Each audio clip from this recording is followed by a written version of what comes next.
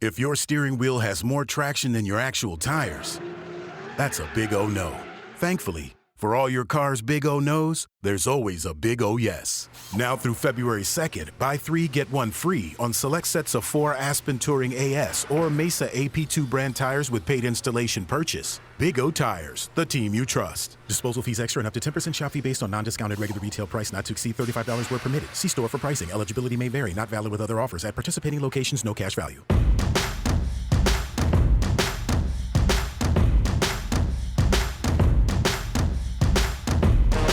Welcome to SportsBeat KC, presented by Big O Tires. It's Thursday, January 9th, and I'm your host, Blair Kirchhoff. We carry on with a week of Chiefs playoff episodes. Today, star columnist Sam Mellinger and Vahe Gregorian joined beat writers Herbie Teope and Sam McDowell in discussing the Chiefs' divisional round playoff game against the Texans through the prism of the Star special section, which will be presented in Sunday's print editions. Some of the stories are already available on kansascity.com. You'll hear Sam McDowell discuss his trip to Mississippi to explore the background of defensive lineman Chris Jones. You'll hear Vahe comparing what the Chiefs are doing this year to the Royals' runs of 2014 and 2015. Sam Mellinger got into the idea that Patrick Mahomes may be better this season when he won't be named the NFL's MVP than he was last year when he captured the award. And Herbie took a deep look into the Chiefs' pass defense as it prepares to meet Deshaun Watson and the talented group of Texans wide receivers. I hope you enjoy our conversation that started as a Facebook Live. Here we go. Welcome to Red Zone Extra on Facebook Live, Chiefs Playoff Edition. We've been waiting all season to say Chiefs Playoff Edition. Yeah. Here it is. It's here. Let me introduce you to the gang. To my far left is Sam Mellinger. Next to him, Vahe Gregorian. Stand up, Vahe. I've got Sam McDowell here and Herbie Teope, who I predict will leave with fewer teeth than when he arrived because he loves candy corn. It's a new year, but you know what? Candy corn still rocks. Thank you to our #1 fans, courtesy of Jack and Ann Weaver. Off to the side, they're behind the camera right now, but thank you guys for the candy corn.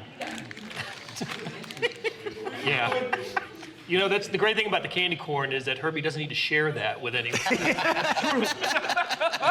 can have the whole bag to himself.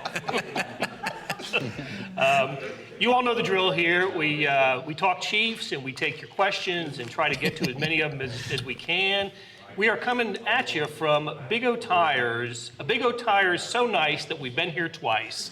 118-15, 3 times? 3 times. We've been here thrice. That's right. 118-15 South Black Bob Road in Olathe. Kind of like it's our home, Big O Tires, isn't it? It has been. For some of us. One of ours. Yeah, right. For all one of us.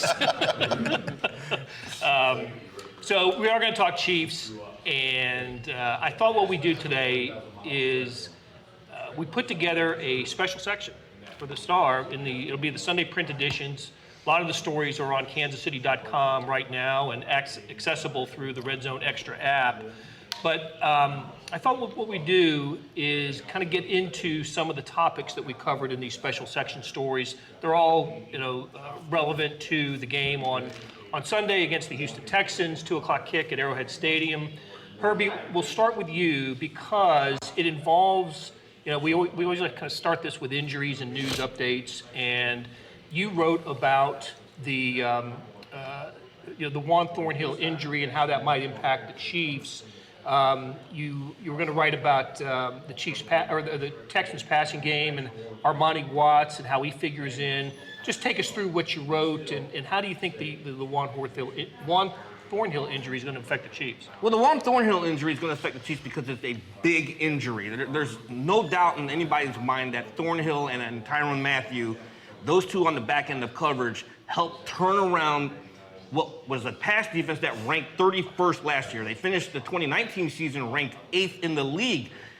The Chiefs have options right now, and I know you wrote about Kendall Fuller and Armani Watts, who I spoke to Wednesday in the locker room, says, hey, if he gets the call, he's ready to step in right now. He knows he played 48 defensive snaps the season finale after Thornhill went down, but he says, hey, I've played on special teams, and playing on special teams allows me to see the field faster. And he basically reinforced what Coach Andy Reid said on Monday when I asked him about that. And he said, special teams helps especially young linebackers and young defensive backs play fast when it translates over to defense. I think the Chiefs are going to be well covered back there on the back end of coverage because you still have Matthew back there. Fuller is versatile, can play both positions, and then you have a young guy in Armani Watts. Well, and Watts, only his second year with the Chiefs, played only 5 games as a rookie, then he was injured. It was a groin or a hand, I can't remember what it was. But anyway, missed the final 3 months of the season, didn't play in the playoffs. But got snaps against the Chargers in the regular season finale. So you're comfortable, you think, because I think the Thornhill injury not only affects who's going to replace him, but it does affect Tyrann Mathieu. I think Thornhill's ability, his improvement throughout the season and playing center field allowed Tyrann Mathieu to freelance a little bit and have the second half of the season that got him All-Pro mentioned. What do you think, Sam? Is this this seems to be an impactful injury? One of the guys that you don't, if you had to list in order guys you don't want to see injured and miss the playoffs, he'd be up there pretty high. Yeah, I mean, I think he'd be after. There's a tier, right, with the quarterback, and then there's probably a couple blank tiers after that. And then there's a tier with Tyreek Hill, Travis Kelce. I would put Matthew in there, Chris Jones. But I think the next one down, I think, is Juan Thornhill for a lot of reasons, including what you just said. I think he has freed up Tyrann Mathieu. I think Tyrann Mathieu's been better the second half of the season. He's been good all season, but I think he's been more excellent the second half of the season than the first. And I draw a connection there between Juan Thornhill's improvement and freeing up Tyrann Mathieu. The play that sticks out the most, and it's one play, but I think it's illustrative of some other things, is that interception against Oakland and the second Oakland game, which was week 13, something like that. Where his guy was running a post, and he left him because he knew Juan Thornhill had his back. And he made the interception on, I forgot who the receiver was, but running it out. Yeah, and that kind of thing. I think the Chiefs are relatively insulated against a Thornhill injury with Watts and Kendall Fuller already having transitioned to safety. But I think it's a major step. If nothing else, it's a huge question mark. And this is a bad team to be having that question mark at that position because they are really good with the deep ball. Deshaun Watson has been really dangerous throwing deep, and especially so when he's got all his receivers. Which he'll have. Yes, yeah, Stills and Fuller. Back. Yeah, when he's got all 3 of those guys, Stills, Fuller, and of course DeAndre Hopkins might be the best receiver in football. When he's got all 3 of those guys, he's particularly dangerous with the deep ball. I think that's absolutely something to watch. If I can add a point to what Sam's mentioning here, I think the Chiefs signaled their confidence in Kendall Fuller and Armani Watts because they had 2 weeks to make a roster move. That's true. They could have bolstered that defensive back position, but they didn't. They just placed Thornhill on injured reserve and activated Ryan Hunter from the practice squad. They did not address the safety group. So that signals they are comfortable with Fuller and Watts. And brought up a running back, I noticed, for the practice squad. For the practice squad, correct. Running back. Kyle Coffey beat me to the punch here, was asking about, speaking of injuries, Travis Kelce showing up on the injury report yesterday. What's going on there? But of course, we don't know anything. Nobody knew about Kelce's knee injury until the practice report was issued late on Wednesday, which made him was it a limited participant yesterday? You wrote the story, Sam. What to make of this? Yeah. First of all, I hope nobody takes you out of context with, of course, we don't know anything. But he did practice limited, so I don't know that it's a major concern about him missing Sunday's game, and maybe you disagree, but everybody's kind of dealing with something this time of year, and he was out there during the portion that was open to media and stretching and doing all that work. So I would be still surprised if it was something serious enough to keep him out on Sunday. What's interesting is that Andy made a point of announcing at the start of his news conference before practice how healthy they are, and I don't imagine that I guess those two can coexist. I mean, that they're healthy and Travis was going to be limited, but do we think there's a chance that developed in the time after? Well, what he said was everybody will practice. He didn't say everybody will practice fully. So, I mean, there's some room in there. Yeah, there is. Andy takes advantage of that room. He does. Yeah. He'll get that to us. I wondered, the skeptic in me, if there's a little gamesmanship going on here with the injury report, kind of a la Patriots, maybe sneaking a guy on there that Here Travis Kelce's been played every snap. I'm sure he's had his bumps and bruises all year, but For sure. one of the few stars on the team that hasn't missed any time because of an injury. Let's put that seed in, plant that seed for the Texans. And if there's one guy that you kind of trust to just be there Sunday, it's probably that guy. Right. That's been in this offense for so many years. But as Herbie's reminded us throughout the year, the injury report, the Thursday and the Friday injury reports are the ones to really pay close attention to.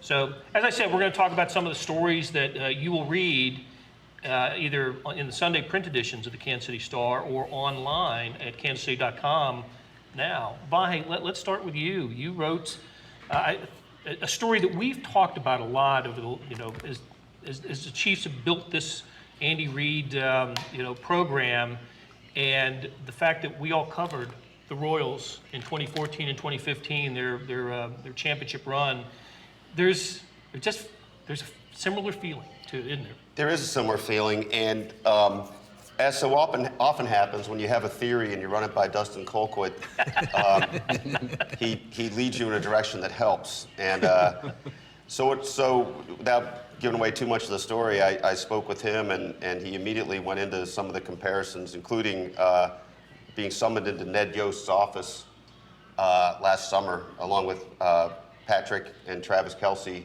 and being told that this is the same thing by Ned, who called me back in the office yesterday, and in my hurry to go off to a side room to talk to Ned, Sam McDowell ran over to me with my tape recorder to make sure I could keep pace with Ned.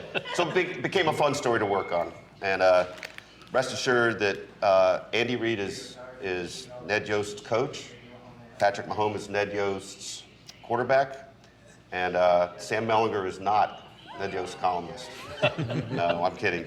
And I'm rambling, so too much coffee early. Also, I'm making up for sitting way down here. Well, yeah, I mean, you've got to speak louder so we can all hear you from down there. Why did you get the small chair? Because I took the time to go talk to Ann and Jack while some people here were moving chairs around, apparently. What about the build-up to what the Royals accomplished in those 2 years? Look, the real point here is the way each season ended, right, with just this close as can be to something incredibly special. I know it's different to win the World Series than to go to the Super Bowl, but I think in certain ways that parallel holds up pretty well. It would be pretty euphoric for the Chiefs just to get to the Super Bowl. So we all remember Alex Gordon stranded on third base, Game 7 in 2014, and certainly all remember Dee Ford and the coin toss last year. And the question becomes, do you build off that? Do you get a hunger from that? Do you get experience from that's relevant? I very much see the parallels, and also each thing is its own story. I mean, this could become something that resonates more as we go forward, or something that falls flat immediately on Sunday. Well, they kind of have to get to the Super Bowl to complete the parallel, At least, right? Yeah. The fan experience is really similar, right? Like, the big difference, of course, is that the Chiefs have been good before, and the Royals had 29 years of not just being bad, but just being hopeless. 29 years of stink. Most of those years. So like the Royals never bothered to raise your hopes. The Chiefs would raise those hopes and then punch you in every part of your body for having the nerve to believe. So that's the one. But there's a similar kind of fan experience. And the rebuild, I think, like, the once Hosmer, Perez, those guys came up, maybe that's the comparison, right, between once Mahomes became the quarterback. All of those guys. Look, there's actually more to be said on it. In fact, you should quote yourself when you write chapter 2 on the fan experience. That raise them up to punch them. You may have said that in as many words before, but probably. But there is more to be explored there on those very points. Especially, I think we'll be spending a lot of time on the fan experience in the weeks to come if they win this one. Yeah. For sure. Sam, you got after the idea of Patrick Mahomes as a kind of not lost in the shuffle. That's a little too strong, but after following his MVP season of 2018, he's not going to be the MVP in 2019. Which I don't know. I kind of thought once he got that, he would be the MVP every year for the rest of his career. That's the way it goes, right? It's a huge letdown. It really is. I mean, it's like I was saying the other day. I think the Chiefs really start looking at watch the national championship game on on Monday night. Just start looking, plant the seed. They have to trade up again to get the guy they want. Right. But no, you make the point where he's just not the flavor of the moment right now, nationally. Yeah, I mean, like what strikes me, this has jumped out pretty much all of the season. Lamar Jackson is exactly what Patrick Mahomes was last year. He is, sort of revolutionized. Like he's dominating at that position in a way that we have rarely, if ever, seen quarterbacks play. That's exactly very different way, but that's sort of the structure, the bones of what Mahomes did last year. Mahomes, threw for 5,000 yards, obviously last year, and now it's just kind of barely over 4,000. But so I feel like he has been passed over. Deshaun Watson, with the ridiculous plays that he made in that win over the Bills. And look, those two guys are incredibly talented, and I think people would be surprised if those two guys aren't among the best quarterbacks in the NFL for the next decade. All that said, a lot of the focus has been on those two guys, and Patrick has been not forgotten, but sort of passed over in the discussion. And to me, what's really interesting is that he has been so much better than you would think just looking at that sort of thing on the surface. If you look at his 13 full games, take out the Denver game, I think he finished with like 76 yards in that game. If you played half the game. Yeah, if you do those 13 full games, prorated over 16-game season, he threw for, I think, 4,867 yards would be the full season. That's really close to the 5,000, right? If you look at QBR, if you look at Football Outsiders metrics, if you look at some of these things, he's been basically as good this year as he has been last year. Here's the really interesting thing and look, it's a small sample size, I get it, but in the 2 games that they've been fully healthy, offensive line playmakers, they have scored at a higher rate and they've scored more points per possession than they did last year. So this is, and Vahe, you've written a lot about this and we've talked about this, and I quoted that was a great column that you wrote with Andy, and about how Patrick, his numbers are a little bit diminished, but he's having a better year. And that speaks to that because they haven't had to score as often, right? Because the defense has been so good.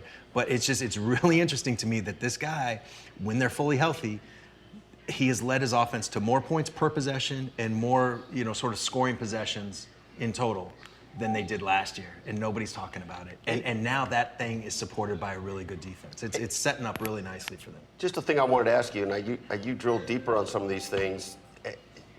I was trying to study this, and I couldn't quite figure out a time of possession metric, a scoring time of possession metric, on whether it's, longer in my drives. Mind, longer drives or longer time off the clock. It sure seems like it does seem like it.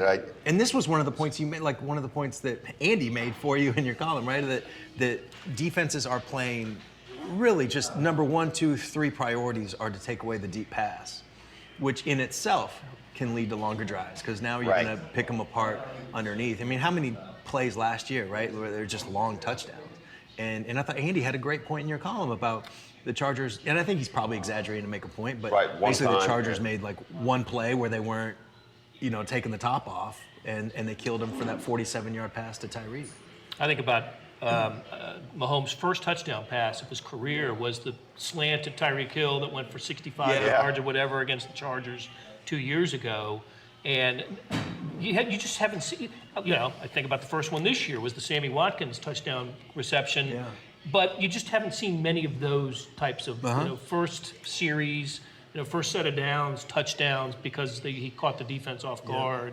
They did do that same route that Watkins ran for that touchdown against Jacksonville, sort of like leak route or drag and go. You can call it different things, where it's kind of a cross and then you go. Mm-hmm.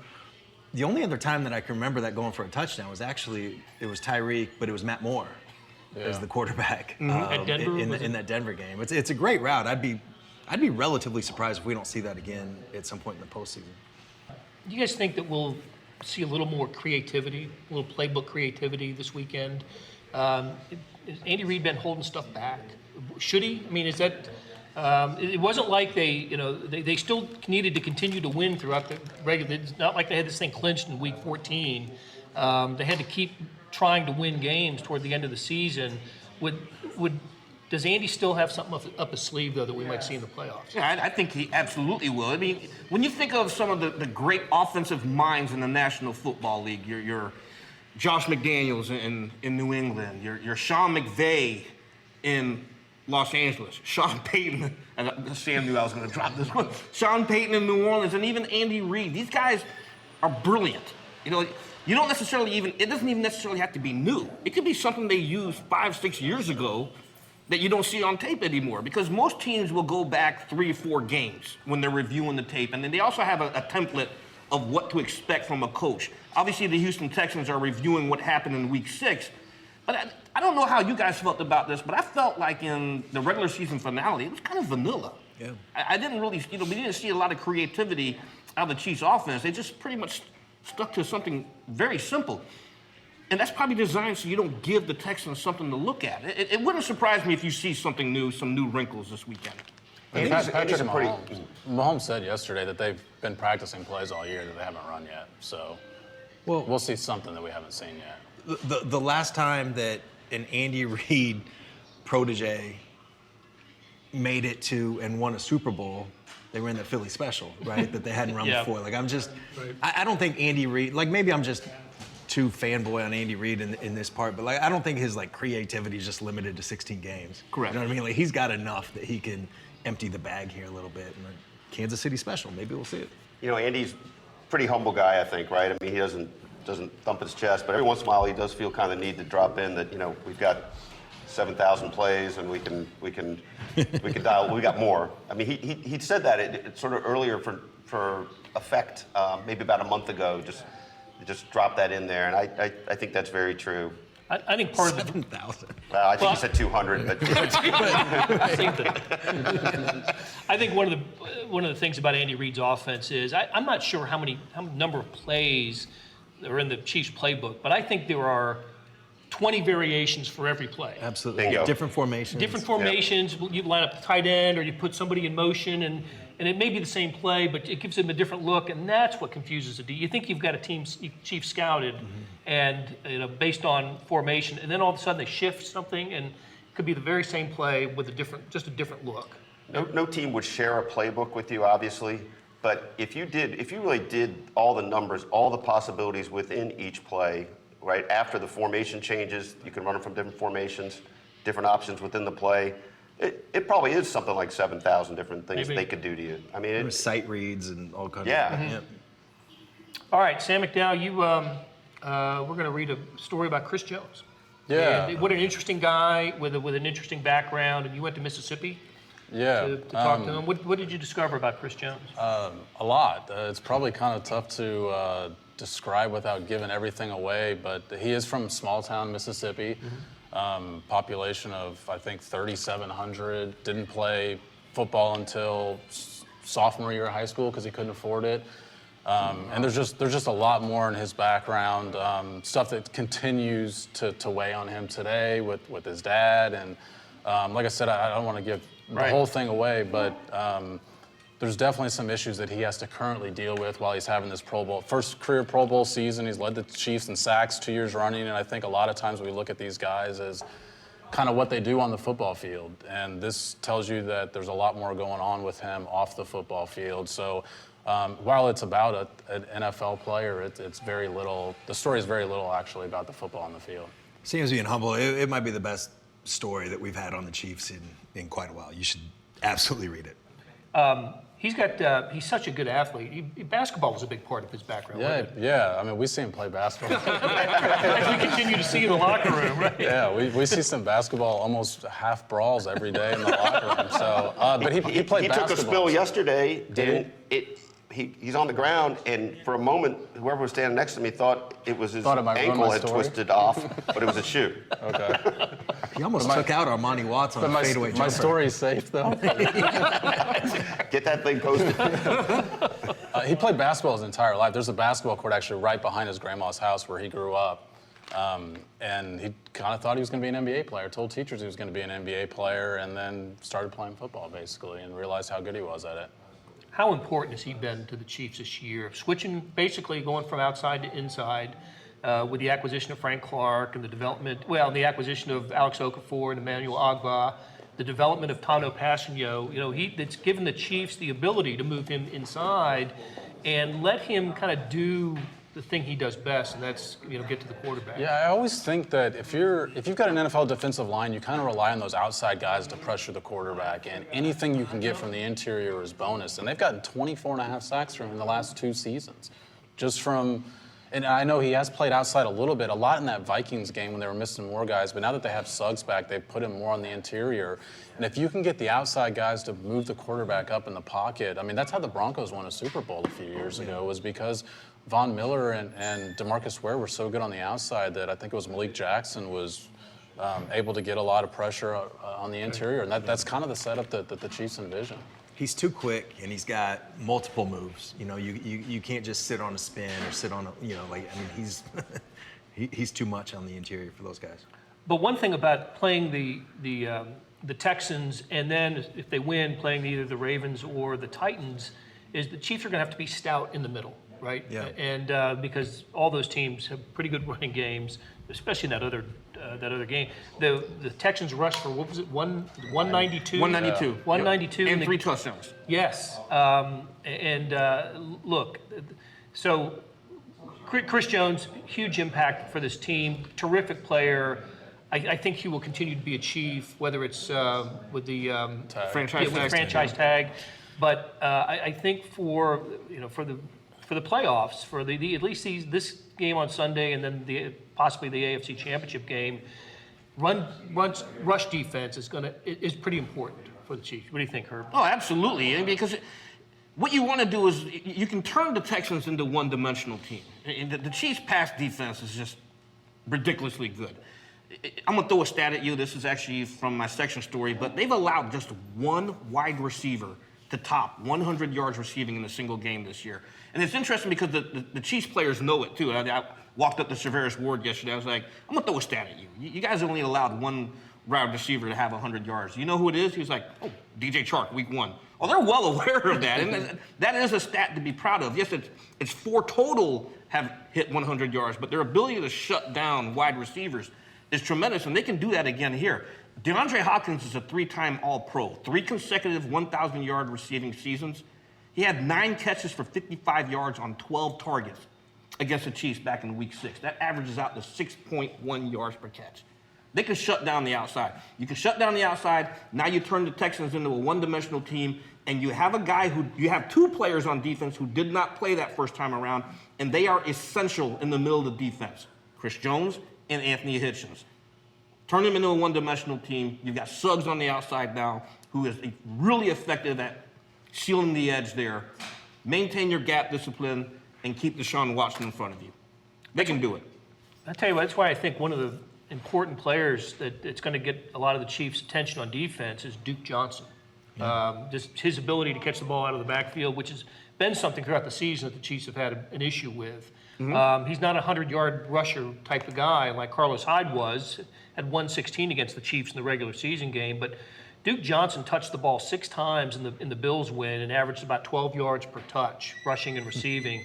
That guy, he's a good player and a little bit of an under-the-radar guy, I think, for the Texans. We talk about Hopkins and Fuller and Deshaun Watson and Carlos Hyde, but I don't know. Duke Johnson, man, that's the guy I think the Chiefs really need to pay attention to. He kind of reminds me a little bit of Austin Eckler. Eckler gashed the Chiefs for 100 yards receiving in Mexico City, but they contained him. They did a very good job of containing him in the regular season finale. The Chiefs, this defense, the 5 of us can't overstate this enough. This is a completely different defense from what we saw at the start of the season. They have the tools in place to match up well against the Texans. Okay. All right, so we have come to that part of the show, your favorite part of the show. It's called Where the Rubber Meets the Road. It's where we pick a player we think the Chiefs will need to come up big, will have an impact on the game Sunday. And I don't know if we've been keeping score on this But Sam McDowell has been nailing it. Have I? Okay. Yeah, you have. I'll take it. Actually. I'll yeah, take it. Yeah. So I think we should start with you. Okay.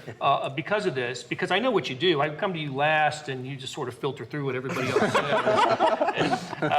says.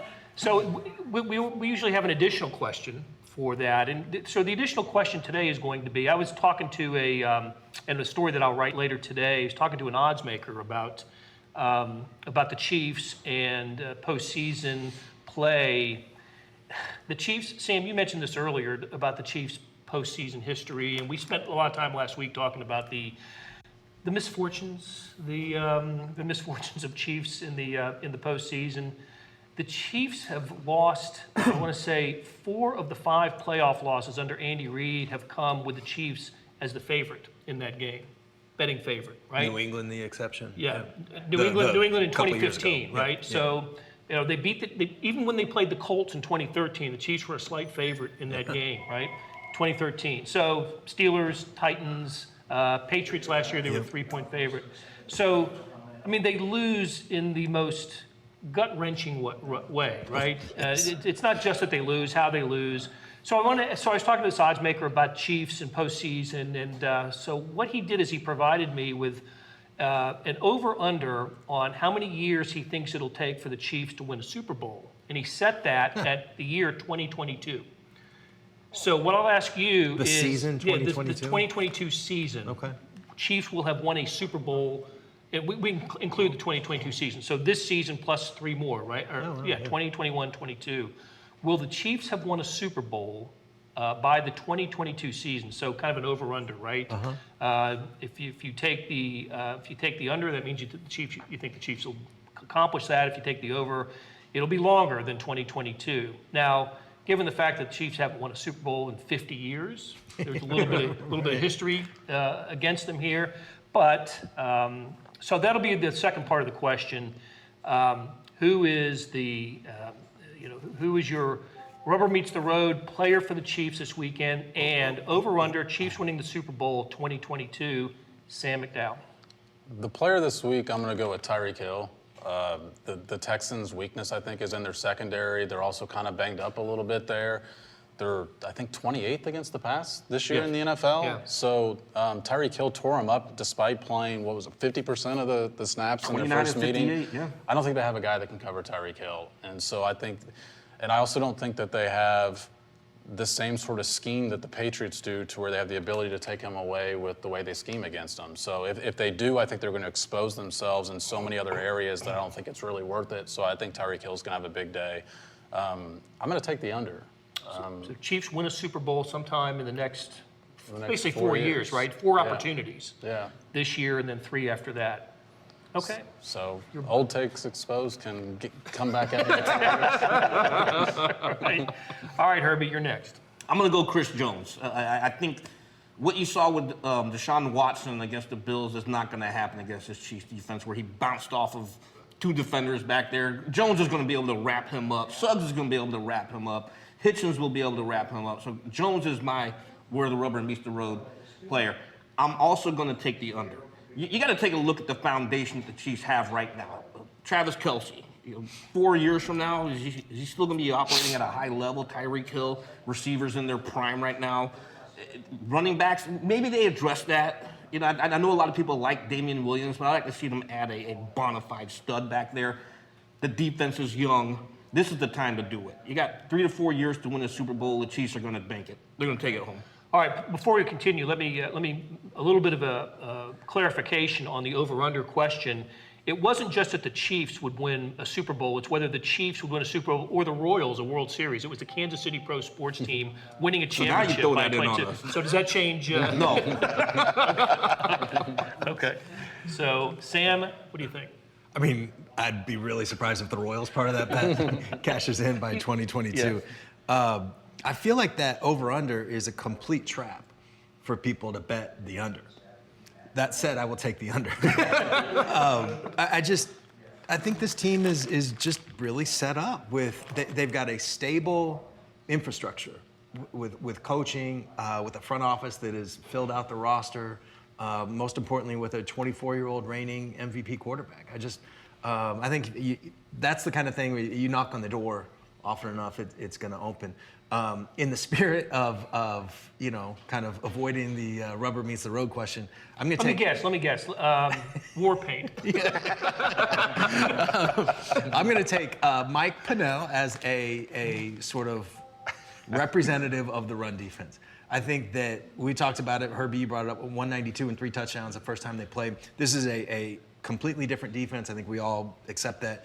And Mike Pennell is a very, I think, good representative of how they're different. I feel like Frank Clark, Terrell Suggs can set the edges, and so then it becomes up to Pennell, Chris Jones, who's, if he has a weakness, it's against the run. But Pennell is the run stopper there. Him, whether it's Hitchens, Ragland, whoever is playing behind him, I think that's sort of where they're either this is gonna be a potential blowout, or it's gonna be a much closer game. Okay. What do you think, Vi? Tyrann Mathieu against his former team. Big six. Sorry. While we're rolling on the over-under question, first of all, I love what each of these guys have said about the reasoning for taking the under, and I'm completely on board with that. You can see sort of the foreground of what's here a lot easier than you can see the horizon, right? I mean, and the knowns are, I think, pretty good. And I feel like this is the peak time, the next 3 or 4 years. After a couple of years from now, 4 or 5 years from now, Andy's going to be 65, 66. How long does he want to coach? How much is changing? Second contracts, et cetera. My guy is not Tyrann Mathieu this week. It's Mecole Hardman. I think that they've been getting him closer and closer to more primetime exposure, and I think he's an example of the sort of thing that can come out from under wraps a little bit. And I agree again with the reasoning on Tyreek, for instance, but I think the Texans are going to do everything they can to drape themselves over him, and I think it's going to leave room for somebody else to be a secondary force. And somehow I still find myself surprised every time we see the Mecole Hardman burst, and it's only a step behind Tyreek Hill, if that.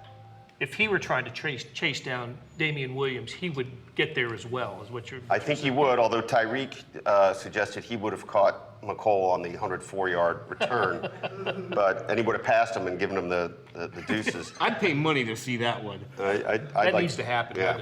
That one needs to happen.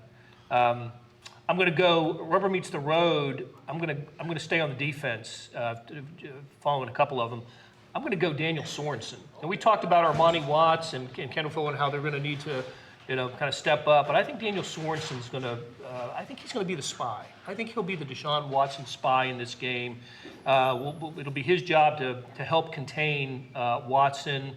And so I'm going to go Daniel Sorensen. I think he's had a pretty nice season. Really nice bounce back from last year, where he was just exposed, quite often last year. But so Sorensen, and of course the under on the Chiefs. I agree with everything that these guys have said. That this is the window of opportunity for the Chiefs. Even though if they win and the Ravens win, they got to go to Baltimore. They'll be a 3 or 4 point underdog, I think, in that game. I would think at least. Yep. Yep. And so they'll have to do something that they don't often do, win a playoff game.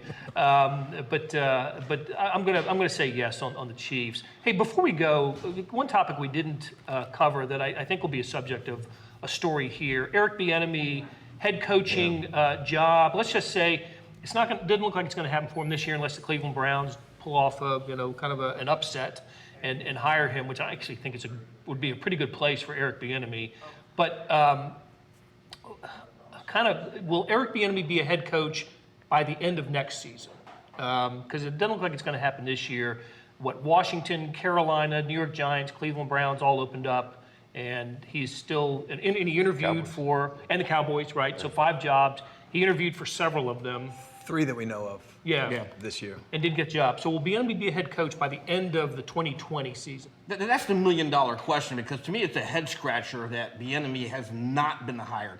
And I know, like with Judge in New York, they called Bill Belichick, and Belichick gave a ringing endorsement. But to me, when you have Andy Reid publicly given Bieniemy a ringing endorsement, he's a leader of men. He can motivate a team, and we've all been around Bieniemy. He's a fiery kind of guy. He seems to me like a coach's kind of player. A lot of players who didn't even play for him were taking to Twitter. Reggie Bush tweeted out, he's ready for a head coach job. I know this guy. I don't know if he's going to have a job because I thought he'd have a job this year. I thought we would all be writing about Team X hires Eric Bieniemy, Chiefs now looking for another offensive coordinator. So I don't know. I don't know what the teams are looking for. If you're looking for a leader, why hasn't Bieniemy had a job yet? How about the idea of, how about Chiefs win the Super Bowl this year? Right. Andy Reid steps down. Eric Bieniemy becomes the head coach. Are you putting that Sam will not dignify that. I don't see that happening. Okay. But I agree with Herbie. I mean, and also with your point about the Cleveland Browns, well, it may not be the best spot for him because I don't think that's the best spot for anybody. Right, for any human. It might be one of their best options because, the quality that Andy Reid keeps talking about is this leader of men phrase.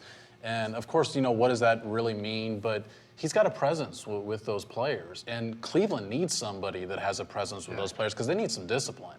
And I think Eric Bieniemy would provide that, if nothing else. And I know that there's the question of, he doesn't call the plays, so how much does he really factor into the offense? But you've had other guys that had that same question. I mean, Doug Peterson went and won a Super Bowl. Andy Reid never called plays. Exactly. when he got his job. He was never even a coordinator. Right. Yeah, but Doug Peterson is, that's the example to me. The guy knows offense, and if you talk to whether it's Mahomes or Matt Moore or Chad Henne, he's working with the quarterbacks, like it's not just he's still the running backs coach and that's it. And I keep going back to, the Kareem Hunt situation and, because it's coaches can present this veneer of discipline, of authority and all that stuff. But what happens when that gets challenged? What happens when you set a line and somebody steps over it? That was a star player, an important piece of the offense. And he was gone because of what happened with Eric Bieniemy and Kareem Hunt, that Kareem Hunt lied to Eric Bieniemy. That's why he's gone. And I think that's the part too. When you can bring the hammer and still have the players talk about you the way they talk about Eric, I mean that's gold. And I would just underline what Herbie and Sam both said about doesn't it seem like that's what the Cleveland Browns need? Yes. And now I'm forgetting. I think Sam, you just said it I don't know if it's Eric's best spot because I don't know if you want to work for that owner. If you just look at the history that they've had with GMs and coaches both, but they got a good quarterback, they got a hell of a lot of talent around them. They've got Kareem Hunt. that would be an interesting sort of sub-story or whatever. So it'd be a great situation for the Browns, I think. But it's just look like we're nobody's mentioned it yet, but there's a fact that black coaches are not getting hired at near the rates that white coaches are. Especially offensive. Yes, and I don't know. I don't think there's outright racism. I don't think that, but I think that there is a case to be made that there is a subconscious, sort of boys network, look like me kind of thing. I mean, that's how it's happened. Whether it's direct or indirect, that's part of this equation as well. Sam made this point we were talking the other day. I mean, you might look at each individual case and say, okay, you can see why they made that choice. But when you take the whole body of it, it's 7 interviews now. In 2 years. In 2 years. 7 out of 31 teams. And I guess we don't rule out that he might get the Cleveland thing until that is ruled out. But so then you look at what his profile is, and 2 things on his profile that are different, I guess, are the race, but also running backs history as opposed to quarterbacks history before these last 2 years, right? I mean, Peterson had been a quarterback. He'd worked with quarterbacks. He'd been an offensive coordinator. Nagy had worked with quarterbacks before he was coordinator. Which one of these you want to choose as a reason, at least on the profile? And I think you can see what you want to in it, but it's hard not to be distressed a little bit about the rate of hiring of African American coaches. Right. The other thing you hear is no head coaching experience either at the college or pro level, but I mean, come on. Yeah, that's not a reason anymore. Guys you can't use that. Yeah, guys are getting jobs from being a quarterback's coach or a special teams coordinator. I mean, there's look like Ron Rivera and Bruce Arians, Mike McCarthy. I mean, there have been it seems like somewhat more retreads or guys getting a second chance, but there's still Joe Judge. Nobody had ever heard of him before. Yeah. Had to Google him.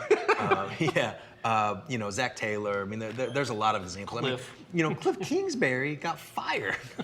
Just a failed college coach that went below 500, and now an NFL I mean, that's amazing. Didn't win with Patrick Mahomes. And that's the thing too. Is like I feel like there's some of some of what you see is, well, of course, Bieniemy's the offensive coordinator of this offense has been terrific. He's got Patrick Mahomes. Well, so did Kingsbury. Right. And the Big 12's not as tough as the NFL. Well, I'd love to see Eric Bieniemy and Dave Toub someday become NFL head coaches. Both of them absolutely deserve it. So that's going to do it for us today. We got to get to Chiefs practice. Thanks so much for tuning in. We got to thank Jack is here, one of our great fans, and Ann came too. Sarah and Mike were here today, and Beth Welsh is here today. And what's special about Beth? Well, everything, because she's here every week. But today is her birthday. Is that right? It is. Happy birthday, Beth. Happy birthday to you. Do you want some candy corn? So from all of us, we will talk to you again after the Chiefs game on Sunday. Take care. Hey, it's Blair. Hey, we have a special subscription offer for SportsBeat KC listeners, unlimited digital access to the Kansas City Star's award-winning sports coverage. Sign up now for 1 year of Sports Pass for access to all the sports news, features, and columns we have to offer. And it's only $30. That's a 40% savings off our regular rate.